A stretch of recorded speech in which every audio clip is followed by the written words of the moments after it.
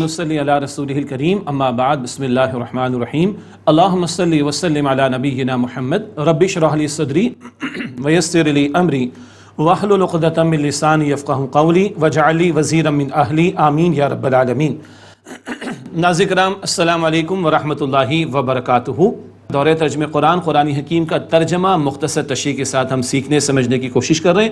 سورہ توبہ کا مطالعہ کر رہے ہیں۔ غزوہ تبوک کا بیان شروع ہوا اور منافقین کو بھی جھنجھوڑا جا رہا ہے اور سچے ایمان والوں کے لیے بھی رہنمائی ہمارے سامنے آئے گی۔ روم کی سلطنت کے خلاف اقدام ہے نبی اکرم صلی اللہ علیہ وسلم کا، بیرون عرب انقلاب نبوی صلی اللہ علیہ وسلم کی توسیع کا تسلسل ہے۔ غزوہ تبوک سن 9 ہجری کا تذکرہ۔ مطالعہ کے بڑھاتے سورہ توبہ کی آیت نمبر 40 سے۔ اعوذ باللہ من الشیطان الرجیم بسم اللہ الرحمن الرحیم۔ الا تنصروه فقد نصرہ اللہ اذ اخرجہ الذین کفروا ثانی اثنین اذ ہما فی الغار اذ یقول لصاحبہ لا تحزن ان اللہ معنا۔ اے لوگوں، اگر تم ان نبی صلی اللہ علیہ وسلم کی مدد نہیں کرو گے تو یقیناً اللہ تعالیٰ نے ان کی مدد فرمائی جب کافروں نے انہیں نکالا تھا، جبکہ وہ دونوں میں سے دوسرے تھے، جبکہ وہ دونوں غار میں تھے، جب وہ اپنے ساتھی سے کہنے لگے لا تحزن، گھبراؤ مت، ان اللہ معنا، بے شک اللہ سبحانہ وتعالی ہمارے ساتھ ہے۔ یہ غار ثور کی طرف اشارہ۔ یہ دو کون ہیں؟ حضور ہیں صلی اللہ علیہ وسلم اور آپ کے ساتھ یار غار ہیں صدیق اکبر رضی اللہ تعالی عنہ۔ اور صدیق کو پریشانی اپنی ذات کے بارے میں نہیں، اوپر لے کر حضور کو تشریف لائے ہیں اور حضور علیہ السلام کو لٹانے کا بندوبست کیا ہے، سارے سوراخ کو اپنے کپڑوں کی دھجیوں سے بند کر دیا ہے، اور صرف اس بات کا ڈر کہ کہیں کفار آئے نہ اور میرے حضور کو نقصان نہ پہنچ جائے صلی اللہ علیہ وسلم۔ تو اللہ کے رسول علیہ السلام ان سے فرماتے کہ لا تحزن، غم نہ کرو، ان اللہ معنا، بے شک اللہ تعالیٰ ہمارے ساتھ ہے۔ یہ حضور کی جو اللہ تعالیٰ نے معجزانہ طور پر بھی حفاظت فرمائی اس کی طرف بھی اشارہ، اور حضور کا اللہ پر توکل، ان اللہ معنا، بے شک اللہ تعالیٰ ہمارے ساتھ ہے، اس میں بھی امت کے لیے بڑی رہنمائی کا سامان فرمایا۔ فَأَنزَلَ اللَّهُ سَكِينَتَهُ عَلَيْهِ وَأَيَّدَهُ بِجُنُودٍ لَمْ تَرَوْهَا، تو اللہ تعالیٰ نے ان پر اپنی تسکین نازل فرمائی اور ایسے لشکروں سے ان کی مدد کی جو تم نے نہیں دیکھے۔ وَجَعَلَ كَلِمَةَ الَّذِينَ كَفَرُوا السُّفْلَىٰ، اور اللہ تعالیٰ نے کافروں کی بات کو پست کر دیا۔ وَكَلِمَةُ اللَّهِ هِيَ الْعُلْيَا، اور اللہ تعالیٰ کے کلمے کا بول بالا ہے۔ وَاللَّهُ عَزِيزٌ حَكِيمٌ، اور اللہ تعالیٰ غالب ہے، حکمت والا ہے۔ اللہ تعالیٰ نے غار ثور میں حضور کی حفاظت فرمائی، اپنی خاص تائید اور نصرت کے ذریعے اس کی طرف اشارہ۔ کافروں کی بات پست، اللہ کا کلمہ بلند ہونے کے لیے آیا۔ وَكَلِمَةُ اللَّهِ هِيَ الْعُلْيَا، اور اللہ کے کلمے کا بول بالا ہے۔ وَاللَّهُ عَزِيزٌ حَكِيمٌ، اور اللہ غالب حکمت والا ہے۔ انفروا خفافا وثقالا وجاہدوا باموالکم وانفسکم فی سبیل اللہ، تم نکلو ہلکے ہو یا بھاری، مراد کیا ہے؟ اب تو نفیر عام کا معاملہ ہر ایک کا نکلنا ہوگا، آمادگی ہو دل کی یا نہیں نکلنا تو ہے، تیاری کم ہے یا زیادہ نکلنا تو ہے، آسانی لگ رہی مشکل نکلنا تو ہے، تم نکلو ہلکے ہو یا بھاری۔ وجاہدوا باموالکم وانفسکم فی سبیل اللہ، اور اپنے مال اور اپنی جانوں سے اللہ کی راہ میں جہاد کرو۔ ذالکم خیر لکم ان کنتم تعلمون، یہ تمہارے حق میں بہتر ہے اگر تم جانتے ہو تو۔ لو کان عرضا قریبا وسفرا قاصدا لاتبعوک، اگر مال غنیمت قریب ہوتا اور سفر آسان ہوتا تو یہ مراد منافقین آپ کے پیچھے ہو لیتے۔ ولیکن بعدت علیہم الشقہ، لیکن انہیں راستہ دور نظر آیا۔ یہ منافقین کا طرز عمل، میٹھا میٹھا ہپ ہپ، کڑوا کڑوا تھو تھو، آسان لگا تو مان لیا، مشکل لگا تو چھوڑ دیا، یہ ہے منافقت کا طرز عمل۔ وسیحلفون باللہ لو استطعنا لخرجنا معکم، اور اب وہ اللہ کی قسمیں اٹھائیں گے کہ اگر ہم سے ہو سکتا تو ہم ضرور اے مسلمانوں تمہارے ساتھ نکلتے، خوب قسمیں اٹھائیں گے۔ یہلکون انفسہم، یہ اپنے آپ کو ہلاک کر رہے ہیں۔ واللہ یعلم انہم لکاذبون، اور اللہ تعالیٰ جانتا ہے کہ یقیناً یہ لوگ جھوٹے ہیں۔ عفا اللہ عنک، اے نبی علیہ السلام اللہ تعالیٰ نے آپ سے درگزر فرمایا۔ لما اذنت لهم حتى يتبين لك الذين صدقوا وتعلم الكاذبين، آپ نے اس سے پیشتر ان کو کیوں اجازت دے دی یہاں تک کہ آپ پر ظاہر ہو جاتے وہ لوگ جو سچے ہیں یعنی ایمان میں، اور آپ جان لیتے جھوٹوں کو۔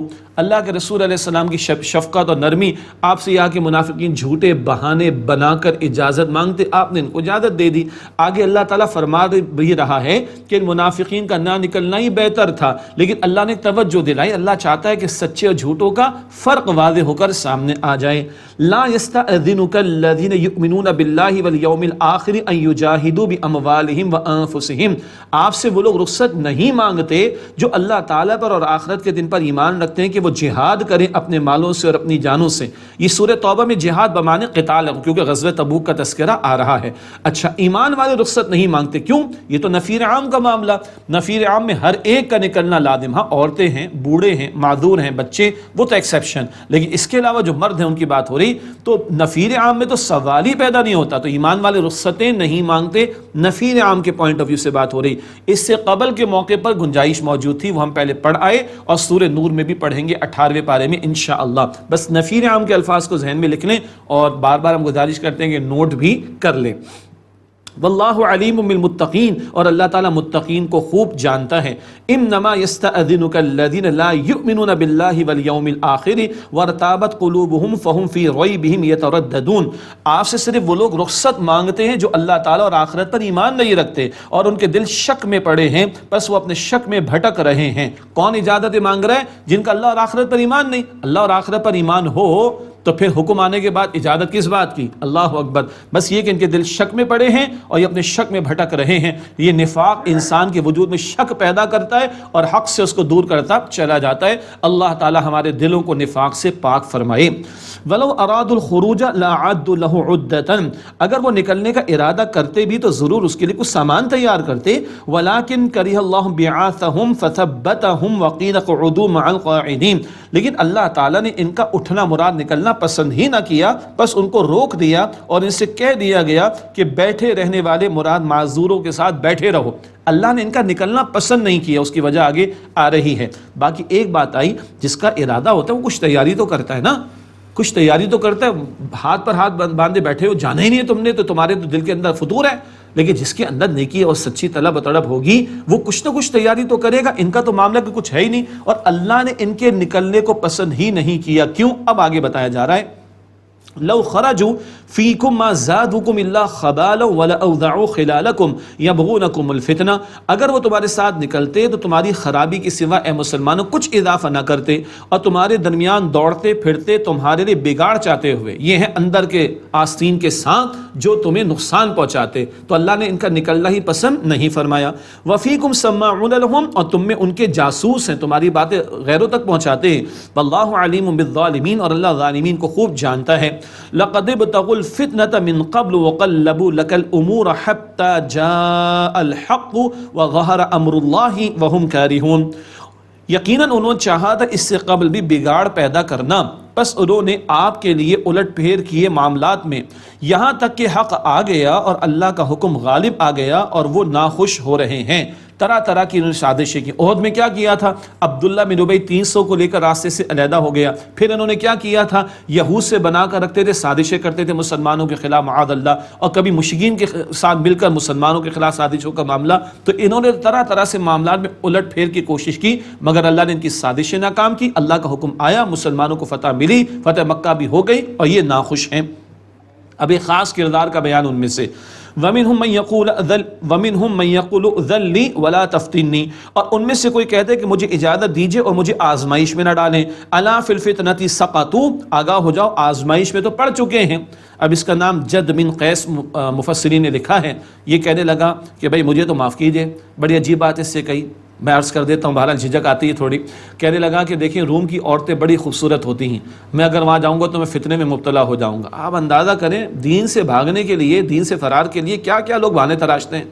اللہ فرما رہا ہے الا فی الفتنۃ سقطوا، آگاہ ہو جاؤ، آزمائش میں تو پڑ چکے۔ اللہ کا پیغمبر راہ خدا میں نکلے صلی اللہ علیہ وسلم، اللہ کے پیغمبر کے صحابہ راہ خدا میں نکلے، یہ سب اپنے گھر بار کو چھوڑیں، اپنی تیار فصل کو چھوڑیں، یہ گرمی کی شدت کو برداشت کریں، یہ بھوک کی شدت کو برداشت کریں، اور تم گھر میں بیٹھے رہو۔ اس سے بڑا فتنہ تمہارے لیے کیا ہوگا؟ اللہ اکبر کبیرہ، اس سے بڑا فتنہ تمہارے لیے کیا ہوگا جس میں تم پڑ چکے ہو۔ وَإِنَّ جَهَنَّمَ لَمُحِيطَةٌ بِالْكَافِرِينَ، اور بے شک جہنم کافروں کو گھیرے ہوئے ہے۔ یہ بیان تو ہوا مکمل. اب دل سے ایک بات عرض کرتا ہوں ہم سب کے اعتبار سے. اللہ کے پیغمبر کا خون بہا ہے طائف کی گلیوں میں احد کے میدان میں. اللہ کے پیغمبر نے اپنے چچا کا لاشا دیکھا ہے احد کے میدان میں. اللہ کے رسول نے 70 صحابہ کی جانیں دی احد کے میدان میں، راہ خدا میں پیش کی. اللہ کے رسول نے 259 صحابہ کی جانیں اللہ کی راہ میں پیش کی. ہمارا پسینہ بھی اللہ کے لیے بہ رہا ہے. ہمارا کوئی ٹائم اللہ کے دین کے لیے لگتا ہے؟ اور اللہ کے دین کی مغلوبیت پر ہمیں کوئی افسوس بھی ہے کہ نہیں؟ وائے ناکامی متائے کارواں جاتا رہا، کارواں کے دل سے احساس زیاں جاتا رہا. ہمارے گھر کی ٹیلی ویژن کی اسکرین ٹوٹ جائے، ہمارے اسمارٹ فون کی اسکرین ٹوٹ جائے، ہمیں بڑے غصہ آتا ہے. ہمارے گھر کا کپ یا گلاس ٹوٹ جائے ہمیں غصہ آتا ہے. اللہ کے دین کے کتنے احکامات ٹوٹ رہے ہیں ہمیں کو غصہ آتا ہے. کوئی کڑن ہے ہمیں؟ سوال یہ نشان ہے ہم سب کے لیے. آگے چلیں.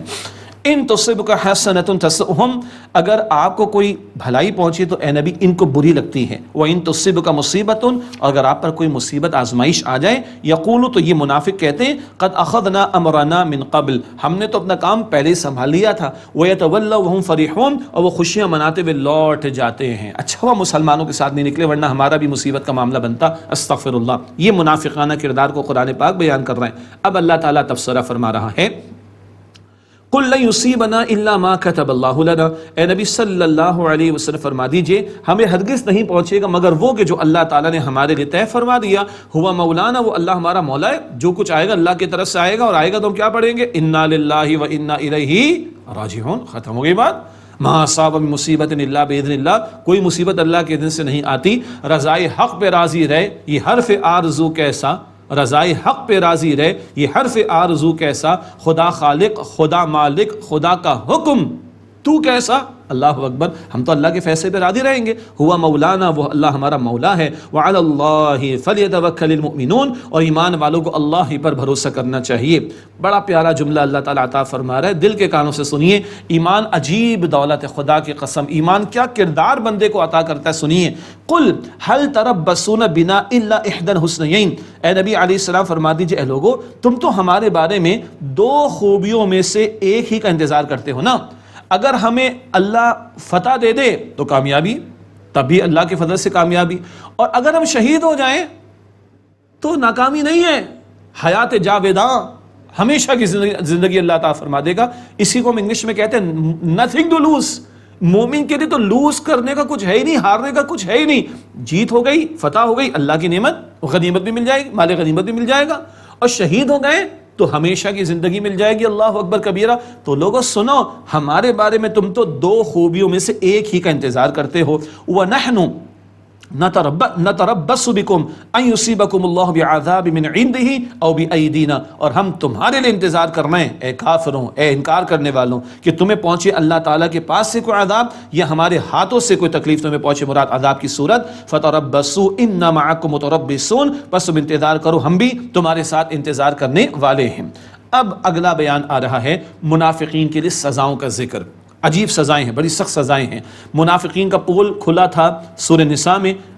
قتال سے جی چراتے ہیں، انفاق سے جی چراتے ہیں، ہجرت سے جی چراتے ہیں، اطاعت رسول سے بھاگتے ہیں صلی اللہ علیہ وسلم. وہاں ان کے کرتوتوں کا ذکر تھا، اب ان کے لیے سزاؤں کا ذکر بھی آ رہا ہے. پہلی سزا، قل انفقوا طوعا او کرہا لن يتقبل منکم، آپ فرما دیجیے تم خوشی سے خرچ کرو یا ناخوشی سے، ہرگز تم سے قبول نہیں کیا جائے گا. چاروں ناچارہ اگر تم مال بھی لاؤ گے نا، مال قبول نہیں، اب تمہیں آنا پڑے گا. یہ نفیر عام کا معاملہ ہے، اب فزیکلی اپیئر ہونا پڑے گا، قتال کے میدان میں اترنا پڑے گا، مال قبول نہیں. اللہ اکبر. انکم کنتم قوما فاسقین، بے شک تم ہو ہی فاسقین کی قوم. کیوں ان کا مال قبول نہیں فرمایا جا رہا ہے؟ وما منعهم ان تقبل منهم نفقاتهم الا انهم كفروا بالله وبرسوله، اور ان کے خرچ قبول ہونے میں کوئی بات رکاوٹ نہیں بنی مگر یہ کہ انہوں نے انکار کیا اللہ تعالیٰ کا اور اس کے رسول صلی اللہ علیہ وسلم کا. ولا يأتون الصلاة الا وهم كسالى، اور وہ نماز کی طرف نہیں آتے مگر بہت سستی کرتے ہوئے. ولا ينفقون الا وهم كارهون، اور وہ خرچ نہیں کرتے مگر بڑا ناخوشی کے رویے کے ساتھ. ہے تو منافقین کا بیان. خرچ کرنے میں بڑی جان جاتی ہے، اللہ کی راہ میں خرچ کرنے میں جان جاتی ہے، اور نماز پڑھنے میں جی نہیں لگتا، نماز میں سستی کرتے ہیں. کیا یہ آج ہماری حرکتیں نہیں ہیں؟ دنیا جہاں کے گناہ کے اور حرام کاموں کے اندر مال لگتا ہے، فضول رسومات میں لاکھوں لگا دیں گے، کروڑوں لگا دیں گے. اللہ کی راہ میں خرچ کرنے کی بات آئے گی، حالات بڑے اچھے نہیں ہیں، حالات بڑے خراب ہیں، مہنگائی بہت بڑھ چکی ہے، اپنے دل سے ہم پوچھیں نا، دل کا فتویٰ، دل میں مفتی بیٹھا ہے، حدیث میں استفتی قلبک، اپنے دل سے فتویٰ، اندر سے جواب آئے گا۔ ہے منافقین کا بیان، ہمیں ڈرنا چاہیے، حرکتیں ہم میں تو نہیں، ہم کسی کو منافق نہیں کہہ سکتے، آج ہم کسی کو نہیں کہہ سکتے، جائزہ تو لے سکتے ہیں کہ یہ حرکتیں، نماز میں سستی، مال راہ خدا میں خرچ کرنے میں جان جاتی ہوئی نظر آئے، یہ آج ہمارا طرز عمل ہے کہ نہیں؟ غور کر لیجئے گا۔ فلا تعجبک اموالہم ولا اولادہم، بس آپ کو ان کے مال اور ان کی اولاد متاثر نہ کریں، پریشان نہ ہو ان کو دیکھ کر۔ یہ حضور کے ذریعے ہمیں سمجھایا جا رہا ہے، دنیا پرستوں کے پیٹ بھرے ہوتے ہیں، مالدار ہوتے ہیں، تو بڑے عیاشیوں کے معاملات بھی ہوتے ہیں، مال دولت خوب اولاد وغیرہ، یہ وہ خوب آگے بڑھ چڑھ کر، تو کبھی بندہ مومن تھوڑا سا متاثر ہو سکتا ہے، نہ ان کے مال اور ان کی اولاد آپ کو متاثر نہ کریں۔ انما یرید اللہ لیعذبہم بہا فی الحیات الدنیا، اللہ تعالیٰ تو یہی چاہتا ہے کہ انہیں اس سے دنیا کی زندگی میں عذاب دے، منافقین، وتزہق انفسہم وہم کافرون، اور ان کی جانیں نکلیں تو اس وقت بھی کہ وہ اس حال میں نکلیں کہ وہ کافر ہی ہوں۔ اللہ اکبر۔ انجام منافق اور کافر کا ایک ہے، یہ بات ہم پہلے بھی پڑھ کر آ چکے ہیں۔ تو ان کے مال اور اولاد، ان کو دیکھ کر، دنیا پرستوں کے مال اور اولاد کو دیکھ کر، ان منافقین کے مال اور اولاد کو دیکھ کر تم ان سے متاثر نہ ہونا، اسی کے ذریعے اللہ تعالیٰ جو ہے وہ ان کو عذاب دے گا۔ کبھی مال خرچ کیا دین کے خلاف اور دین کو اللہ تعالیٰ نے غالب کر دیا، ان کا نقصان ہو جائے گا، ان کو تو بڑی پریشانی ہو جائے گی۔ کبھی اولاد اللہ تعالیٰ کے فضل سے نیک ہو جائے تو ان کے لیے ذلت کا باعث بنے گی۔ تم عبداللہ بن ابی، منافقین کا سردار، لیکن عبداللہ بن ابی تو نفاق کی انتہا پر ہیں، بیٹے ان کا نام بھی عبداللہ، وہ سچے مومن تھے، اللہ اکبر کبیرہ، اور باپ کے مقابلے میں کھڑے ہو کر کہا کہ رسول اللہ کی شان میں گستاخی کی، تیری گردن اڑا دوں گا میں، اللہ اکبر کبیرہ۔ اولاد کے ذریعے اللہ تعالیٰ عذاب دے رہا ہے، اللہ اکبر۔ وَيَحْلِفُونَ بِاللَّهِ إِنَّهُمْ لَمِنْكُمْ، اور وہ اللہ تعالیٰ کی قسمیں اٹھاتے کہ بے شک اے مسلمانوں یہ تم میں سے ہیں، وَمَا هُمْ مِنْكُمْ وَلَكِنَّهُمْ قَوْمٌ يَفْرَقُونَ، حالانکہ وہ تم میں سے نہیں لیکن یہ وہ لوگ ہیں جو ڈرتے ہیں۔ لو یجدون ملجأ او مغارات او مدخلا لولوا الیہ وهم یجمحون، اگر وہ کوئی پناہ کی جگہ پائیں گے یا کوئی غار یا کوئی گھسنے سر سمانے کی کوئی جگہ پائیں گے تو اس کی طرف پھر جائیں گے رسیاں توڑاتے ہوئے، یعنی ان کی جان نکلتی ہے، ان کے سامنے اللہ کی راہ میں قتال کرنے کے تقاضے آتے ہیں، مال خرچ کرنے کے تقاضے آتے ہیں، ان کو بڑا عجیب فیل ہوتا ہے کیا ہم کلمہ پڑھ کے اسلام میں داخل ہو گئے، استغفر اللہ، جان چھڑانا چاہتے ہیں، کہیں ادھر نکل جائیں ادھر نکل جائیں، پھنس گئے ہم تو معاذ اللہ، یعنی یہ ان کا طرز عمل ہے۔ وَمِنْهُمْ مَنْ يَلْمِزُكَ فِي الصَّدَقَاتِ، اور ان میں سے اے نبی علیہ السلام بعض ہیں جو آپ پر صدقات کی تقسیم کے تعلق سے تان کرتے ہیں، یہ منافقین تھے، کبھی بدر کے موقع پر، کبھی بعد میں نبی علیہ السلام پر معاذ اللہ الزام تراشی، معاذ اللہ۔ فَإِنْ أُعْطُوا مِنْهَا، پس اگر اس سے انہیں دے دیا جائے، ردو تو راضی ہو جاتے، خوش ہوتے ہیں، وَإِن لَمْ يُعْطَوْا مِنْهَا إِذَا هُمْ يَسْخَطُونَ، اور اگر انہیں اس میں سے نہ دیا جائے تو اسی وقت ناراض ہو جاتے ہیں۔ یہ ہیں منافقین کہ ملے تو خوش، نہ ملے تو بڑے ناراض۔ فرمایا وَلَوْ أَنَّهُمْ رَضُوا مَا آتَاهُمُ اللَّهُ وَرَسُولُهُ وَقَالُوا حَسْبُنَا اللَّهُ سَيُؤْتِينَا اللَّهُ مِنْ فَضْلِهِ وَرَسُولُهُ إِنَّا إِلَى اللَّهِ راغبون، کیا عمدہ اور اچھی بات ہوتی اگر یہ اس پر راضی ہو جاتے جو عطا فرمائے گا اللہ اپنے فضل سے اور اس کے رسول بھی، اور وہ کہتے ہمارے لیے اللہ کافی ہے۔ تو اب میں دوبارہ ترجمہ کرتا ہوں، وَلَوْ أَنَّهُمْ رَضُوا مَا آتَاهُمُ اللَّهُ وَرَسُولُهُ، اگر وہ اس پر راضی ہوتے جو اللہ اور اللہ کے رسول نے انہیں دیا، وَقَالُوا، اور وہ یہ کہتے حَسْبُنَا اللَّهُ سَيُؤْتِينَا اللَّهُ مِنْ فَضْلِهِ وَرَسُولُهُ، کہ عطا فرمائے گا اپنے فضل سے اللہ اور اس کے رسول بھی ہمیں، اِنَّا إِلَى اللَّهِ راغبون، بے شک ہم تو اللہ سبحانہ وتعالیٰ کی طرف راغب ہونے والے ہیں۔ یہ اچھی بات ہوتی، اللہ اور اس کے رسول کی عطا پر خوش رہتے اور کہتے اللہ اور اس کے رسول مزید اپنے فضل سے ہمیں دیں گے اور ہم اللہ کی طرف رغبت رکھنے والے ہیں۔ اگر یہ اخلاص کی روش پر ہوں تو کیا ان کے لیے اچھا معاملہ ہو، مگر یہ تو اعتراض کر رہے ہیں، استغفر اللہ، نبی علیہ السلام کی تقسیم کرنے پر الزام تراشیاں کر رہے ہیں، معاذ اللہ، یہ تو اپنے لیے عذاب کا سامان کر رہے ہیں۔ اگلی آیت ہے آیت نمبر 60، اس میں زکوٰۃ کے 8 مصارف کا بیان ہے، لیکن دلچسپ بات ہے کہ یہاں زکوٰۃ کا لفظ نہیں آیا، صدقات کا لفظ آیا، تو بھائی صدقات زکوٰۃ کیسے ہو گئے؟ اسی آیت میں فریضۃ من اللہ،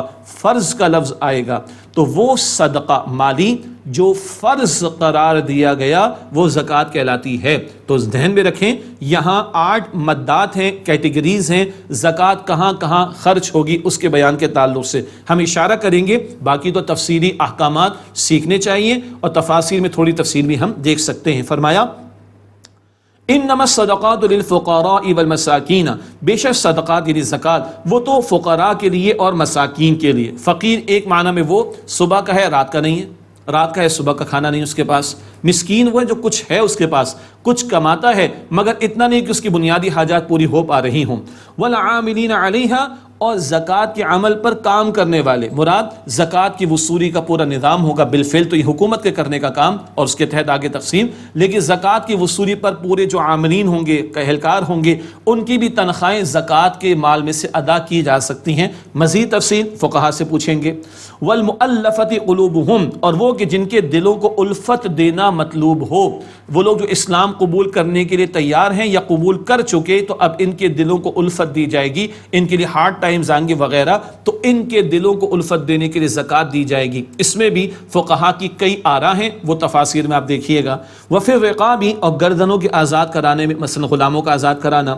والغارمین، اور قرض داروں کا قرض ادا کرنے میں، جو مقروض بیچارہ قرض کے بوجھ تلے دب گیا، اس کے قرض کی ادائیگی کے لیے بھی زکوٰۃ دی جا سکتی ہے۔ یہ الگ بات ہے کہ آج کس کس مد میں ہم قرض لے رہے ہیں، عیاشیوں کے لیے قرض لے رہے ہیں، نئی نئی گاڑیوں کے ماڈلز کے لیے قرض لے رہے ہیں، عجیب بات ہے۔ یہ اپنی جگہ ایک جو ہے وہ توجہ طلب معاملہ ہے کہ جس سے بچنا چاہیے، لیکن قرض ادا کرنے کے لیے، کسی کی مدد کرنے کے لیے زکوٰۃ ادا کی جا سکتی ہے۔ وفی سبیل اللہ، اور اللہ کی راہ میں، اس میں خاصی تفصیل ہے۔ اس میں علم دین میں مصروف عمل لوگ یا وہ لوگ جو راہ خدا میں جنگ کے لیے نکلے وہ بھی مراد دیے گئے، اور بعض کا خیال ہے کہ فی سبیل اللہ میں اور تھوڑی وسعتوں کے معاملات تفصیل تفاسیر میں دیکھیے گا۔ وہ ابن السبیل، اور مسافروں کے لیے، یعنی مسافر اپنے علاقے سے کسی اور علاقے میں گیا ہے، لٹ گیا، تو زکوٰۃ کی مد سے اس کی مدد کی جا سکتی ہے۔ میں نے عرض کیا تھا اشارتاً بات ہوگی، تفصیلی احکامات ہیں، تفاسیر میں دیکھیے گا۔ پھر فقہائے امت میں آراء کا اختلاف بھی پایا جاتا ہے، وہ بھی وہاں پر آپ کو ملے گا۔ ہم اپنی فقہ اور مکتب فکر کے علماء کی رائے کے مطابق عمل کریں، دینی علم کو حاصل کرنا چاہیے۔ اللہ ہمیں توفیق عطا فرمائے۔ فریضۃ من اللہ، یہ اللہ تعالیٰ کی طرف سے کیا گیا ہے فرض۔ یہ ہے، یہ 8 مدات جو صدقات بتایا گیا، یہ صدقات مالی وہ کہ جو فرض نوعیت کے، جس کو ہم زکوٰۃ کہتے ہیں، اس لفظ سے وہ بات واضح ہو رہی ہے۔ واللہ علیم الحکیم، اور اللہ خوب علم رکھنے والا، حکمت والا ہے۔ وَمِنْهُمُ الَّذِينَ يُؤْذُونَ النَّبِيَّ، اور ان میں سے بعض لوگ نبی علیہ السلام کو ایذا پہنچاتے ہیں، ستاتے ہیں۔ وَيَقُولُونَ هُوَ أُذُنٌ، اور کہتے ہیں کہ یہ تو نرے کان ہیں۔ یہ منافقین کہتے تھے نرے کان، مطلب ہم جو بہانہ بناتے ہیں چپ ہو کر سن لیتے ہیں، خاموشی سے سن لیتے ہیں، ہماری بات کو مان لیتے ہیں۔ اللہ تعالیٰ کا تبصرہ، قُلْ أُذُنُ خَيْرٍ لَكُمْ يُؤْمِنُ بِاللَّهِ وَيُؤْمِنُ لِلْمُؤْمِنِينَ، اے نبی علیہ السلام فرما دیجئے یہ کان تو تمہاری بھلائی کے لیے ہیں، وہ اللہ پر ایمان لاتے ہیں اور اہل ایمان کی بات کو مانتے ہیں۔ وَرَحْمَةٌ لِّلَّذِينَ آمَنُوا مِنْكُمْ، اور ان لوگوں کے لیے رحمت ہے جو تم میں سے ایمان لائے، یعنی نبی اکرم صلی اللہ علیہ وسلم۔ وَالَّذِينَ يُؤْذُونَ رَسُولَ اللَّهِ لَهُمْ عَذَابٌ أَلِيمٌ، اور جو لوگ اللہ تعالیٰ کے رسول علیہ السلام کو ستاتے ہیں ان کے لیے دردناک عذاب ہے۔ یہ ہے گستاخوں کے لیے جو اللہ تعالیٰ بیان کر رہے ہیں۔